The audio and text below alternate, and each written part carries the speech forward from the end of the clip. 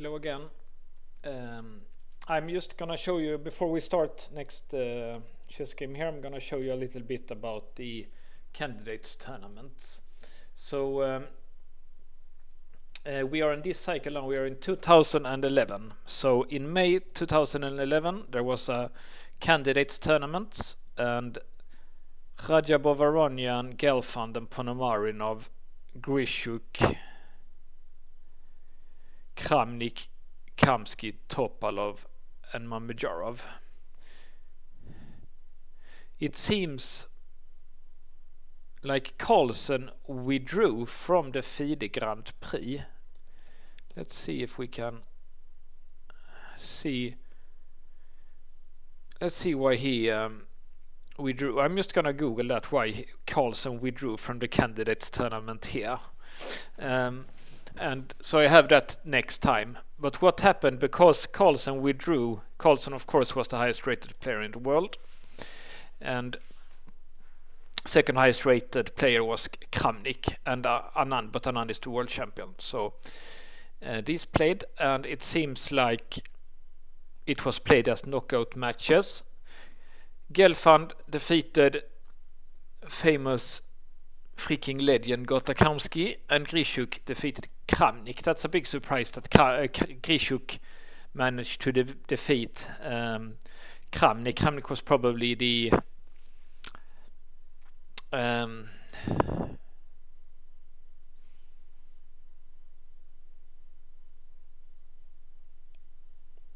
he was probably the favorite to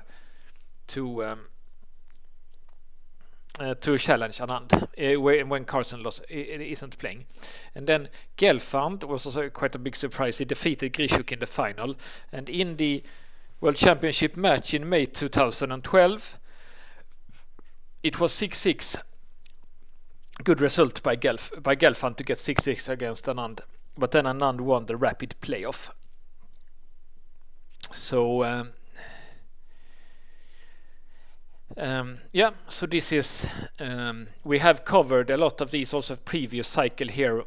We saw this World Cup 2007. Carlsen played that, as you probably remember, and then here it was candidate matches, and Topalov defeated Kamsky to get the right to challenge Anand, and Anand won 6.5-5 against Topalov. So and let's not spoil that. But now we are at the Tal Memorial tournament, which was Carlsen's next, and we're still in the year 2011. Carlsen and Aronian won the tournament. Looks like quite an even tournament here. And as you can see, Kramnik and Gelfand who became the challenger to get the World Championship title, he got almost last here. So it's the players here are very, and Anand the world champion of course, very, very strong tournament, very, very many good players. The world champion, like the third best player in the world after Carlsen is best of course, and then Anand and then Kramnik. He only got here, and the challenger for the World Championship title, Gelfand, also got down. So great tournament for both Aronian and Carlsen, and also from Karjakin and Nepomniachtchi. So it's the three new players here of the new generation. Carlsen, Karjakin and Nepomniachtchi shows that they are already very, very strong. And these guys are only 21 now, all of them. And so I've chosen a few games from here. First game, it's against Boris Gelfand, who got to challenge Anand soon for the World Championship title. And it was taken place in November in Moscow. So let's get some help from the computer. And Carlsen playing d4, and he plays e3 here. And most common here is knight c3, but I guess if you don't want to play this Slav variation, then we have already seen Carlsen play. For example, he played an interesting game like this, but it's very, very theoretical game against a Chinese player, but it's very, very theoretical line. So maybe he just want a game, because I think Gelfand, he is from Israel and he's like a hard-working, not so talented, but very, very hard-working player from Israel. So it's a good strategic decision to play a more solid, not so sharp game against him. And of course, the problem with e3 is that you don't put so much pressure on d5 because, yeah, like here, there are some here is some problems for black. He has to go back, and it's just not everyone's cup of tea to just go back like that. But now it's not that. Like, it's just nothing here. Like, you could do. There is like ways to defend, for example, like this or so, because you can't put pressure. Okay, so you probably already knew that. So it's. But this line is also very common, and the point here for white is that he can try to win this bishop for a knight, but black's compensation. Black usually plays the bishop here or here because he wants to provoke white to play like f3 or maybe f3 g4 or something like that to weaken the king side. But Gelfand doesn't do that. He just does the most solid way here. And of course here is a threat, so he has to play this one. And this is kind of a normal. Computer thinks this is fine for black, actually.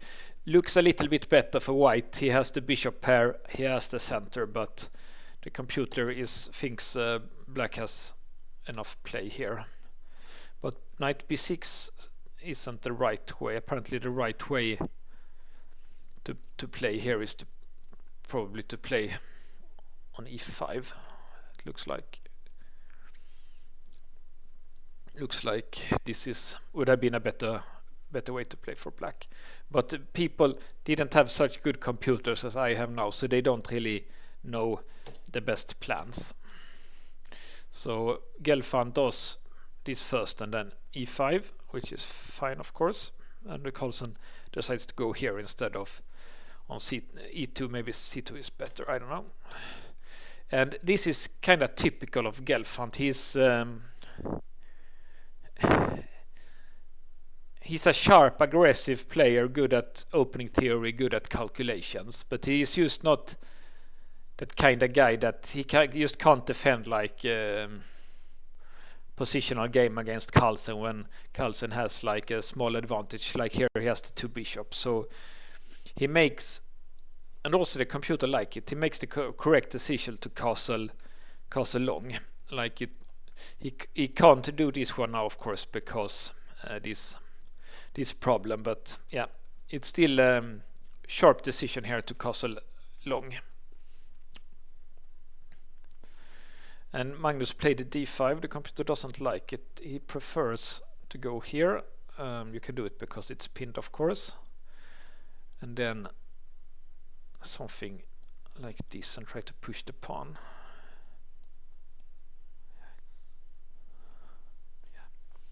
Yeah, it's a complicated game, but there is something wrong with this one. Okay, so the wrong thing is that he can go here and prepare queen e5 here. So if he did that, and now of course it's threatening a mate here. So only move here is apparently f4. Like he did, and when he takes, he can take. And now if he checks here, then of course the king goes here where it's relatively safe. So he makes an interesting move here, knight g4, but the computer thinks this is also interesting. And then g5, I guess, to go here.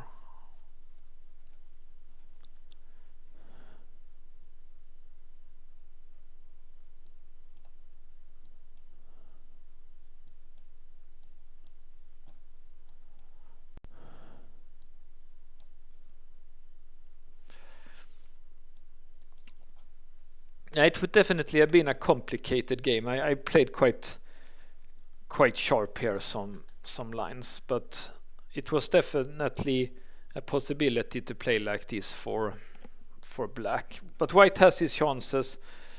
Queen here is often nice move. Maybe take here. But black has decent play here, and you can see the computer actually prefers black here. So black has enough play here. And it's classic that if white takes here, the black king can hide behind the pawn, using the opponent's pawn on the 7th rank as a shelter. It's a common theme in chess.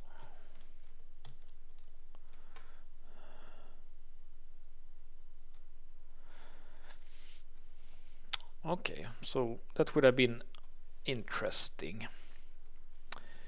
Instead he did this one, and Magnus decided to take and then hide behind the pawn, and only move seems to be to accept that one. And here it's quite clear what black's idea is.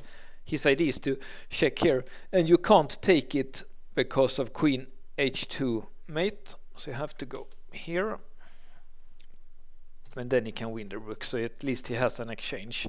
But white's pieces are quite active here, but it's an equal position if you look at the computer evaluation. So he does the right thing, knight e2. Knight e4 also looked logical, but he decided to do that one. It's definitely good to cover here, so you can threaten to activate the rook.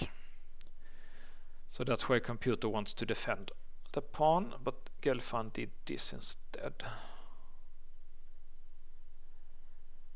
Can you take here now? I see. Gelfand's idea is to take here. Have to take back and then take, and then winning the queen like this. But it's not so clear, because this pawn it was a weakness that black could hide behind, but now when the rook is here, it's actually a strength. So this position it's a bit better for black. Of course, a queen usually better than bishop and rook, but because of this pawn here, this would have been playable. But Magnus, of course, he saw that. Of course, if Gelfand does bishop c5, like, you start to think like, what's the plan of this move? And then he sees the idea is that he wants to do this line that I showed you. So Magnus goes here instead.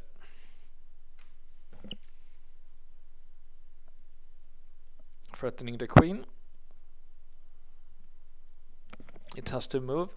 Gelfand puts it on e7. It's the best move according to the computer. Okay, so maybe this check is annoying, so that's why I guess that's where Magnus blocks here.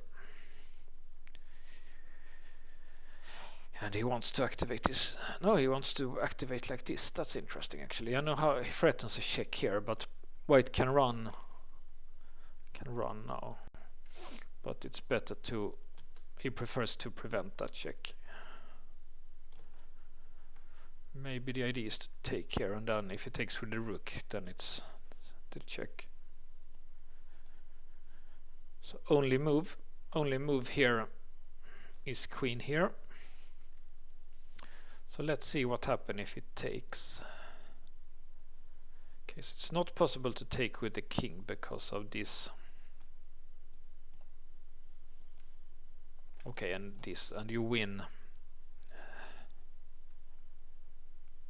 You win here because you can take the rook in the end. So This is winning for black. So he has to take with the rook. And now he can choose to go into that endgame. White has 2 bishops and a rook for knight and queen. That is probably quite even. Black has time to take this pawn, so that annoying pawn is gone then. Okay, but yeah, he didn't even have to do that. He could always save that. That's also a threat later that, for example, like if you move it somewhere, then white just can't move the queen because he has to defend here. So this looked like it's an even position for the computer. But instead he played here again. And I guess what the computer wants to do is he wants to go here, because if this now, because this is defended, he can go here and black's rooks are out of play and white is winning because he defends here now and the king is safe. So this was a winning move for Magnus.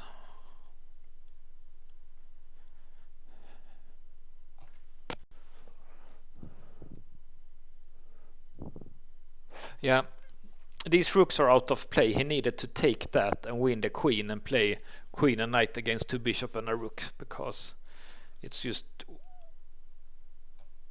white king is too safe here basically. But Magnus didn't see that he played here, and the problem is that he needs to defend this pawn, so he can't take on g3. So now it's even again here.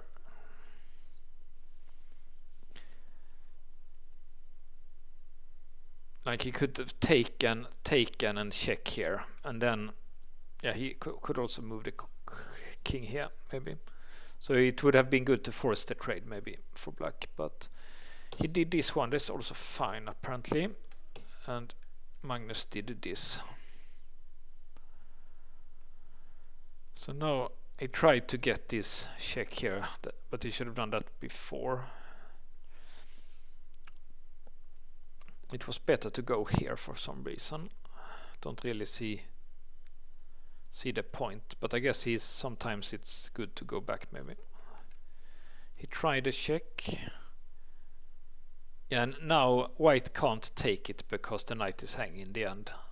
Like this is winning for black, obviously. So he has to move the king. Okay, and now only move is to trade rooks here.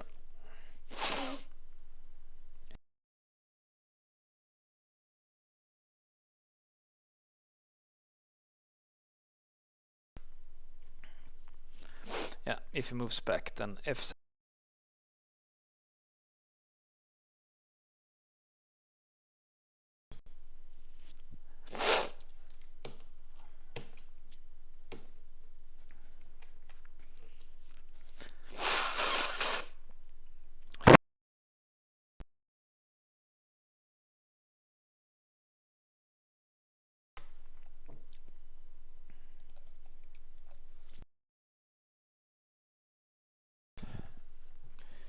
Okay, so here's different moves here.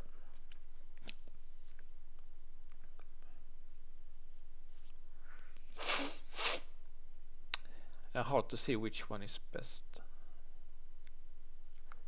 Looks like white has some advantage here. Black is an exchange up, but the rook is a little bit out of play, and black's king is a bit weaker. Okay, so he did f5, take, and he took with a bishop. Could also take with a knight.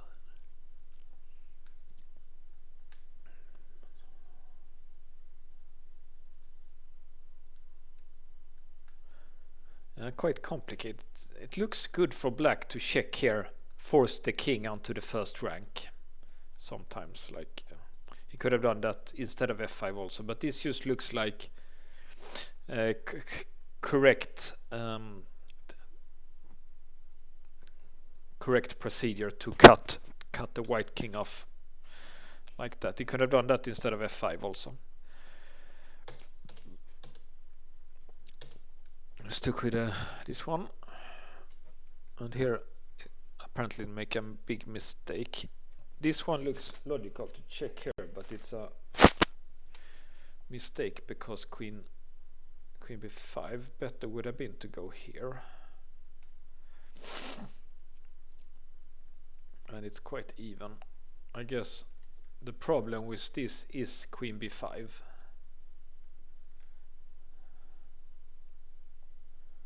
And this doesn't give anything because the king is safe here. Both checks are covered and it's threatening mate already. So white is already winning here. So he can't give the check. And if this one, then this one also, yeah.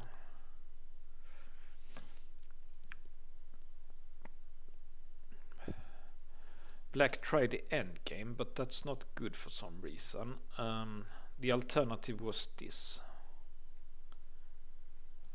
And he will check. This doesn't work because of this. And it's threatening mate. And if this, apparently this is winning for white.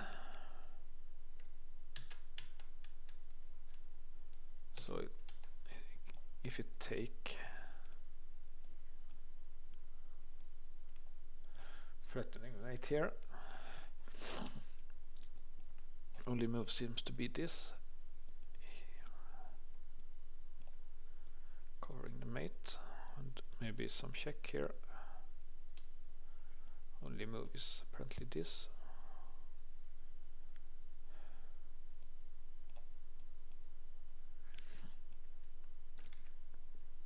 It might be too dangerous if white can move and have this.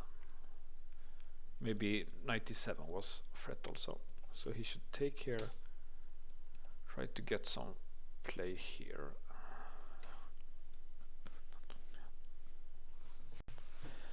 Yeah, there is not enough play for black. Maybe he could get some play on the dark squares, but computer can't find anything that works.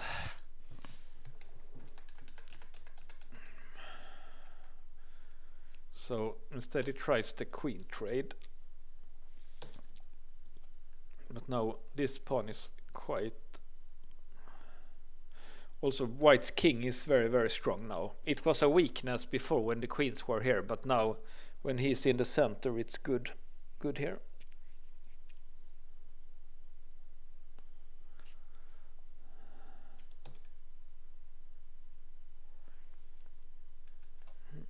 Knight, bishop e5, try to trade. Yeah, this is quite cute. Why can't it take here?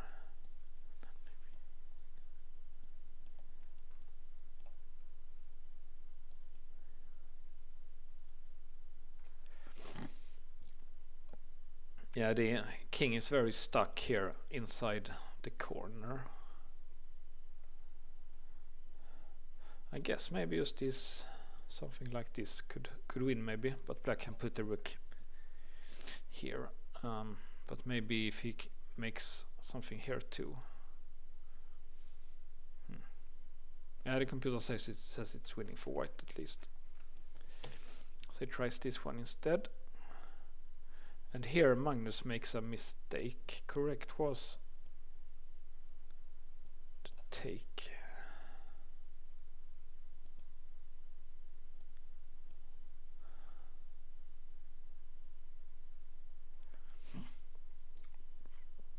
And you apparently have to go back to cover here because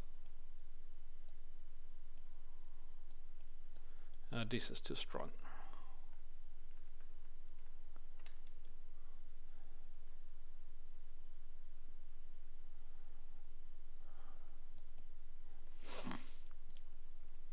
Okay, so this is also winning for white apparently.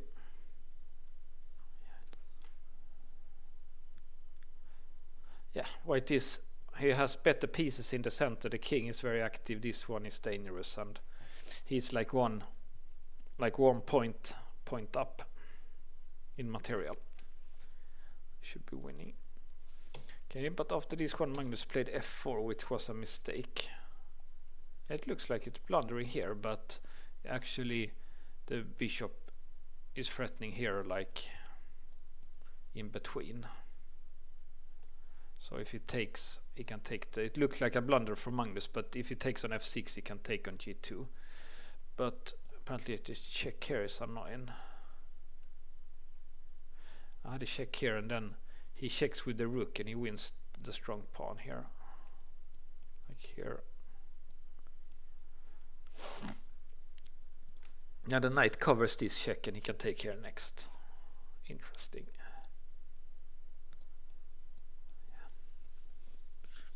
Yeah, this might be a draw position now. The white's trump card, this bishop and pawn, is gone. But Gelfand missed that and went back here. Then Magnus can do this one. Now he can't do anything. If this done here, and it's too big of a threat here, and if he takes back, and this one is also a threat. Ah, okay, the rook is also hanging. Yeah, the rook is also hanging, yeah. Okay, yeah, that was quite an interesting game, and this is also against the player who will play 6-6 soon against Anand in the World Championship match, so it's a strong player, Boris Gelfand from Israel.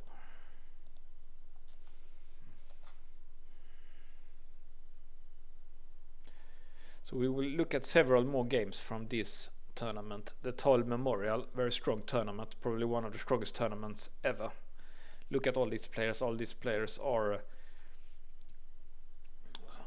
2750 plus in rating now, I think. So let's, yeah, so next time we are looking at Kramnik against Carlsen.